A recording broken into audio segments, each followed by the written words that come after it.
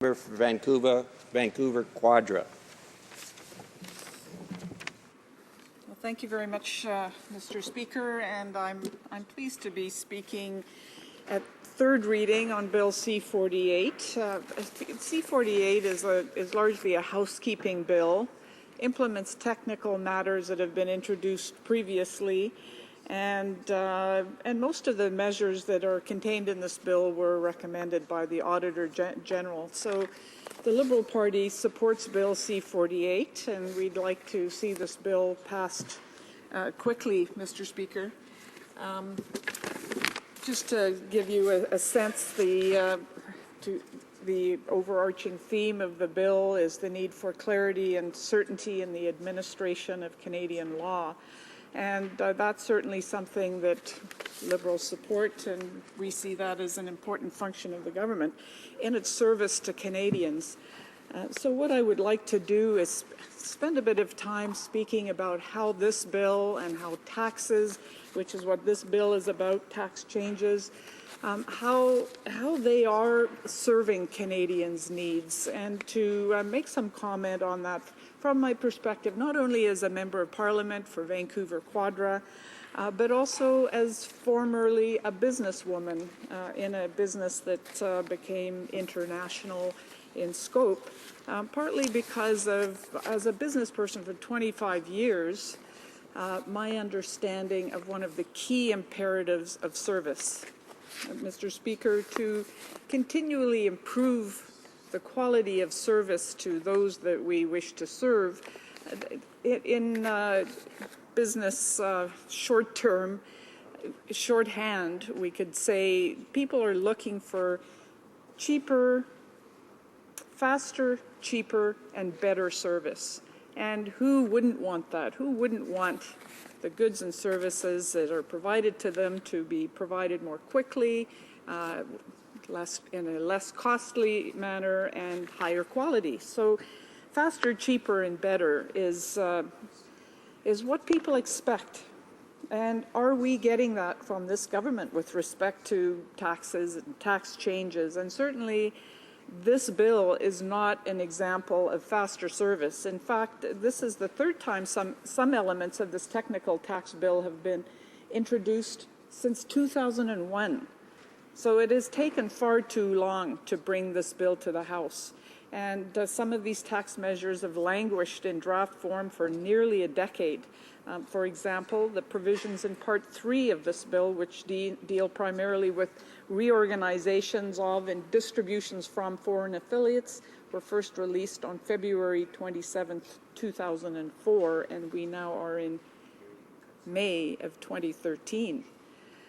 So what happens when tax measures take such a long time? And many of these measures, Mr. Speaker, were introduced by this government a number of years ago, measures introduced with a great deal of fanfare and never actually brought into force because of delays. So it does bring the question, why wait so many years and then lump everything together in this 955-page bill, rather than ongoing give the kind of certainty that citizens of this country deserve and expect? In fact, in meeting with the small business community and some of the, as the critic for small business, I've heard feedback about the kinds of frustrations and costs that are incurred through not having had this bill earlier. There's a great deal of confusion when the government announces a certain tax change, but doesn't actually take the step, put forward the bill to make those changes law. So the kinds of costs that small businesses, for example, will incur in having accounting and professional and legal consulting fees to help them understand the implications of the measures that have not actually been made into law is a preventable confusion and a preventable expense for the business community. It's actually been red tape on our small businesses that it has taken so long for this bill to be put forward. So now that this bill is put forward, I do want to comment on the government's ability to actually apply its laws regarding taxes and serve the needs of Canadians and small businesses with respect to the vast complexity of the tax regime in our country. Adding the comment that this is a government that is tended to put forward literally dozens of boutique tax measures that are not supported as part of being a clear, simple, and effective tax system, but more than that are clearly tax measures that are designed to attract votes from one segment of the population or another. So we have a much more complex tax system than we've had before. Do we have the resources in our Canada Revenue Agency to assist people in finding their way back to the quality improvement mantra of having faster, cheaper, and better service? Is the government providing that to Canadians who are struggling with tax complexities? And my answer would be no. Le thème prédominant durant le débat du projet de loi C-48 est le besoin de clarté et de certitude dans l'administration des lois canadiennes sur l'impôt.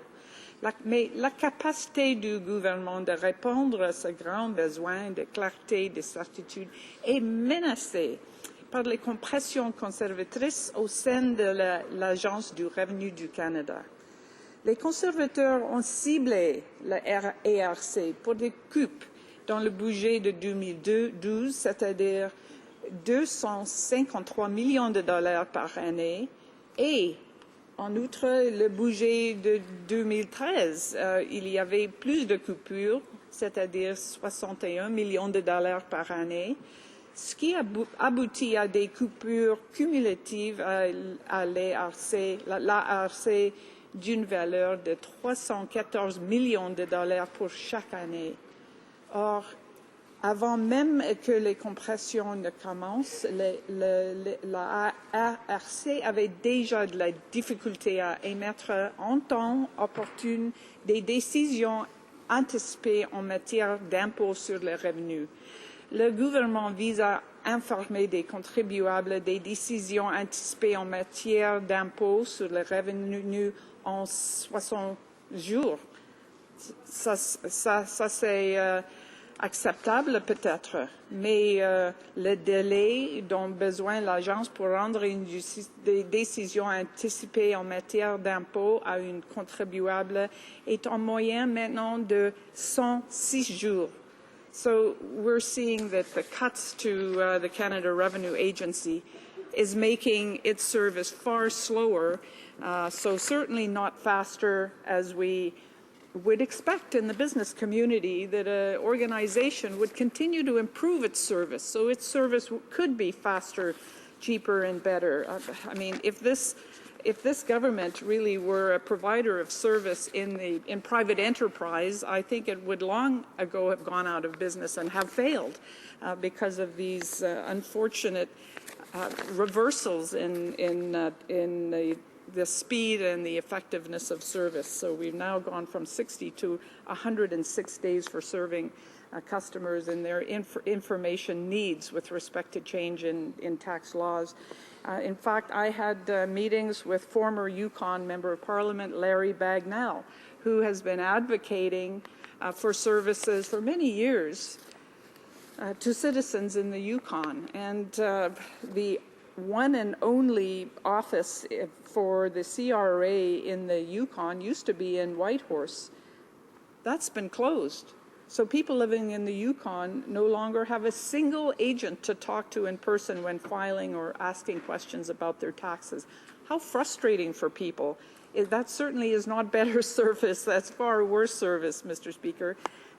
Certainly they can go online to try and connect with this huge agency and get service, but there's many people in the Yukon that don't have access to the equipment or the high broadband internet to do that.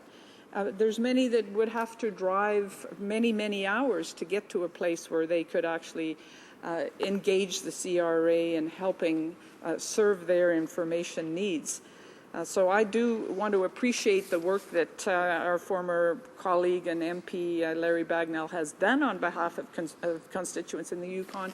Even now that he's no longer a member of Parliament, he's become a voice for their needs. I'm not sure where the current member from Yukon stands with respect to the closure of this CRA agency in Whitehorse. I won't comment further on that. But this does have huge implications for people, especially low-income, less educated people living in remote communities, seniors, all of whom used to use this business office on a regular basis. So we have a pattern here that the service is not faster, it's slower. I mean, it's certainly not better. Is it cheaper? Taxes are important as part of a sustainable society. Canadians, by and large, accept that taxes are a positive because they help to purchase public goods that we need for our society, whether those goods are environmental safeguards, whether those goods are the kinds of programs that create equality of opportunity for Canadians, whether they're tax regimes that reduce income inequality. I think taxes are not a four-letter word to most Canadians. However, what Canadians expect and deserve is honesty from their government about their tax regime. They expect competence, they expect transparency, and they expect honesty. But what's happened, Mr. Speaker, is that since 2010, there are new hidden tax increases that exceed the new reductions each and every year. Now, that is not what this government has been promoting in terms of their image to Canadians. They have not been honest and forthcoming and transparent about the fact that they are increasing taxes on Canadians each and every year since 2010. And these are not minor tax increases. In fact, I could go back to an analysis of these tax increases, and we would see that in Budget 2010, there are a set of tax increases. There are a set of tax decreases, of course, but the net impact is to increase taxes $729 million over 5 years from the measures announced in Budget 2010. That's almost $1 billion in tax increases. Is that what did the Prime Minister go forward and say, this is how we are going to pay for goods and services. We are going to increase your taxes. I didn't hear that from the Prime Minister, nor did I hear that in the budget speech from the Minister of Finance.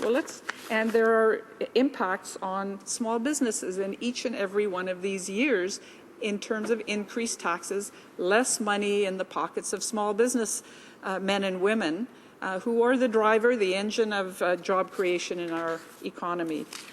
So let's look at Budget 2011. In Budget 2011, again, there are hits on small business. In fact, the individual pension plan program is seeing over 5 years $75 million in extra costs or reduced funds in the pockets of people that are utilizing that tax planning tool. But the key here is that the bottom line in Budget 2011 is $2.168 billion of net tax increases from Budget 11. That's accumulative over 5 years. That's over $2 billion. What about Budget 2012? Here we saw a huge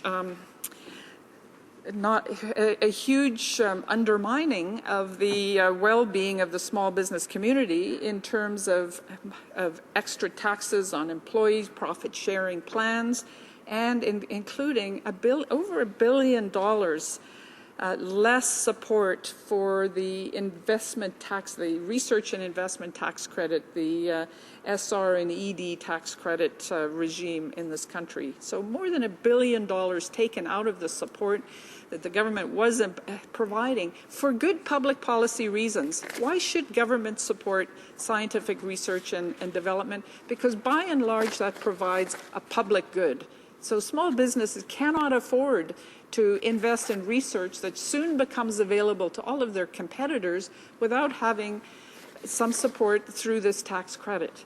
That's how it is a public good. The government supports something that becomes a benefit for all of society, and that's much of what happens with this small business research and development. So that tax credit was reduced by over $1 billion for a net increase in taxes announced in the budget, in Budget 25, of $3.547 billion.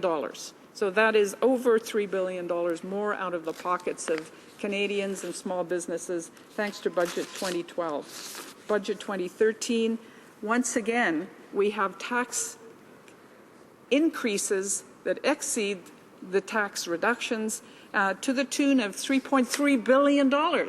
So this is a big taxing government. But the challenge Canadians have in even understanding what this government is doing is there is no transparency. And there is no honesty here. There are hidden tax increases that now have a cumulative impact of almost $10 billion in these announcements over the period that they cover. $10 billion cumulative dollars out of the pockets of Canadians and small businesses. But who knew that? This is something the government has kept hidden. So is that better, is that cheaper service? No, government is actually costing taxpayers almost $10 billion more cumulatively, but without actually leveling that they're doing that. Why has the government felt a need, why has this Conservative government felt a need to increase taxes, these incremental net increases of $10 billion, as I've laid out, expressed in budgets 2010 to 2013. Well, could it be that since taking office, the annual federal spending under this Conservative government has risen to $280 billion, an increase of more than 30%? Well, that's certainly not providing faster, cheaper, and better service. That's very much more expensive service. This is a government that inherited a $13 billion budget surplus in early 2006, but within a matter of a few years we're running deficits and continues to run an annual deficit this year of $26 billion, and we'll see when there may be a change, when the budget may be balanced. It may take a long time. So, Mr. Speaker, these tax increases hurt middle-class Canadians and small businesses. We've spoken at length about, well, at both, at large and at length about the increase in tariffs on Canadians that are driving them across the border where they can get goods cheaper because of these increased tariffs. We've talked about how tax increases are hurting our tourism industry, an industry that used to be number 7 in international visits and has dropped into 18th in international visits. So that's hurting our tourist industry, and we now have a $14 billion tourism deficit. So there's many comments that I could make about how these hidden tax increases have hurt our economy, have hurt our small businesses. I mean, I do want to give one last indication of the impact on small businesses of this government. In the last 5 years of the previous Liberal government, small business, the SME, small and medium-sized businesses, created over 460,000 jobs. That in the first 5 years under the Conservatives, the overall net number of jobs created by small and medium enterprises was negative. It actually, those jobs fell by 10,000 jobs. So we don't have faster, we don't have cheaper, and we certainly don't have better service from this government. In fact, the spending choices this government is making with these tax increases are not supported by Canadians. Economic Action Plan alone is costed $113 million, and I know that Canadians would rather that money were used for student summer jobs. Every second, the ads on Hockey Night in Canada air for the Economic Action Plan. Every second, another young Canadian does not get the support that they previously had enjoyed to have a summer job. So every second we're losing a youth job. So there's many ways, and I'm happy to answer questions on how I see the government spending choices being part of this failure to provide faster, cheaper, and better service to those this government was elected to serve, the Canadian people. Thank you. Questions and comments? The honourable member for Timmins James Bay on a point of order. Thank you, Mr. Speaker. As you know, I take my role in this House very seriously. And earlier today, in discussion of the concurrence motion, I attempted to make humorous comments about the very serious situation facing the Ford administration in Toronto. And that's simply not acceptable, Mr. Speaker. I'd like to retract those comments and to say that I apologize for making any unsubstantiated or potentially leaving a false impression regarding the very serious issues that are facing the City of Toronto and the Ford administration. Thank you, Mr. Speaker. Thank you. Questions and comments? Question et commentaire. The honourable member for Malpeque. Thank you, Mr. Speaker. My question relates to the member's comments on how the government's tax regime is really affecting tourism, where we've dropped from, I think it was 7th or 8th place in the world as most visited by international visitors to 18th. And to the point where we understand the cutbacks of the Canadian Tourism Commission have forced them basically to have to cut advertising for tourism in the United States, which is a major drawing market for us in Atlantic Canada. And it will impact our tourism industry, our seasonal workers, and indeed our economy. But I'd like the member, if she could, to elaborate further on some of what some of those hidden taxes by the government that are impacting tourism so much really are. I know airport fees are one. What are others that the member might be able to elaborate on? The honourable member for Vancouver Quadra. Well, and I want to thank my colleague from Malpeque for his question, because this is certainly an example of worse service by this government, and tourism employees and owners across the country, including in my riding of Vancouver Quadra, are suffering from mismanagement by this government. As the member mentioned, there's high taxes on airports. Those are actually driving consumers to shop for flights in the U.S., including from Vancouver Quadra and Vancouver. Bellingham and Seattle are seen as frequent choices of where to fly from rather than the Vancouver airport. This has cost the Canadian economy 8,900 local jobs, $500 million in wages, and over $1 billion in GDP, and more than $2 billion in economic output. That's just the high taxes on airports. But we have also, surprisingly, no longer provide a GST rebate to tourist visitors to Canada. And so that makes us a higher cost destination in another way. And that is also deterring international visitors from coming to Canada. So where is the tourism minister in defending this industry, which has been really so mismanaged by the Conservative government? Questions and comments? Question et commentaire. The honourable member for Winnipeg North. Mr. Speaker, we recognize that one of the driving forces in terms of job creation is, in fact, small businesses. Small businesses have the greatest potential in terms of generation of jobs, of new employment. And my question is to my colleague in regards to performance. At the end of the day, we need to recognize that the Conservatives have, in fact, failed in terms of supporting small business. especially if you contrast that to the days of Paul Martin or Jean Chrétien, where small business was a priority, where we encouraged small business growth, which ultimately led to the creations of tens of thousands of jobs. Things have changed under the Conservative Reform government. And I'm wondering if my colleague might want to provide some comment on just how things have changed. The honourable member for Vancouver Quadra. Well, thank you, Mr. Speaker, and I appreciate this member's advocacy on behalf of small businesses and in his community. Small businesses are a huge driver of the economy and of the success of people that are new Canadians that have come to Canada to be successful. Just one example, and I want to go back to my comments about taxes and how Canadians, if the taxes are competently applied to the public good, Canadians by and large support contributing their share.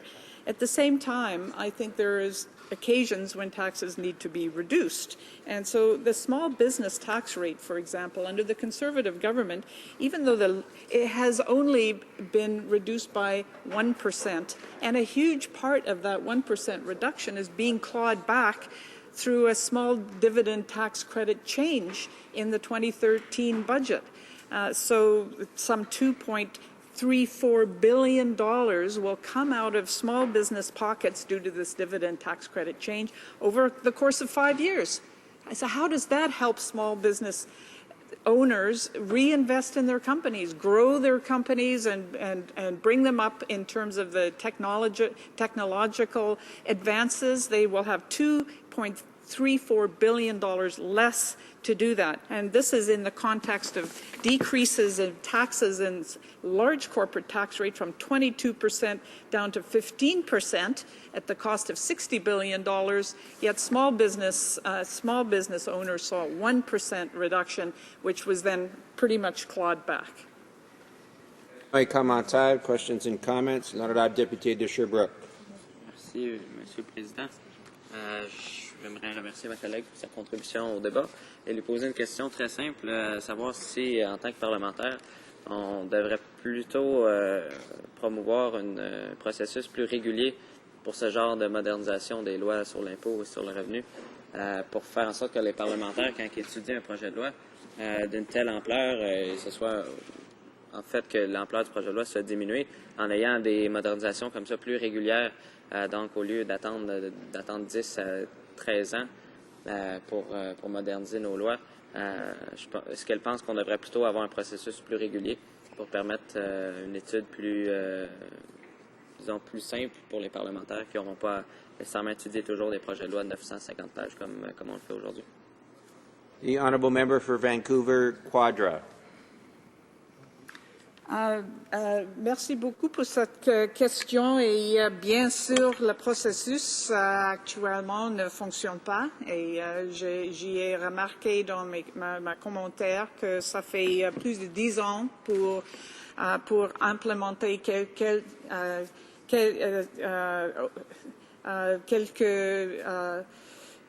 changements d'impôts. Si on a besoin d'un processus officiel, je crois que c'est la compétence du gouvernement qui est l'enjeu ici. Normalement, un gouvernement est plus compétent que celui-ci, les conservateurs. C'est normal d'implémenter un projet de loi comme celui plus souvent, chaque 2 ou 3 ans, et ça fait plusieurs ans à cet égard. C'est pas acceptable et il faut l'améliorer. Questions and comments. Questions et commentaires. The honourable member for Ottawa South. Thanks, Mr. Speaker. I'd just like to pick up on a few comments my colleague has made. And it refers, I think, to the question of choices, the choices a government makes.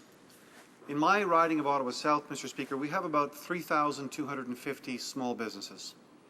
They can be 1 employee, they could be 5 employees, they could be 50 employees, but they really are the backbone of our local economy and I dare say the Canadian economy. And I want to ask the member about the choice this government's making about advertising, because one of the things I'm hearing from my small business owners is how offended they are when they see hundreds of millions of dollars of advertising on TV about some kind of economic advertising plan, action plan, and yet they see that their small business taxes are actually increasing.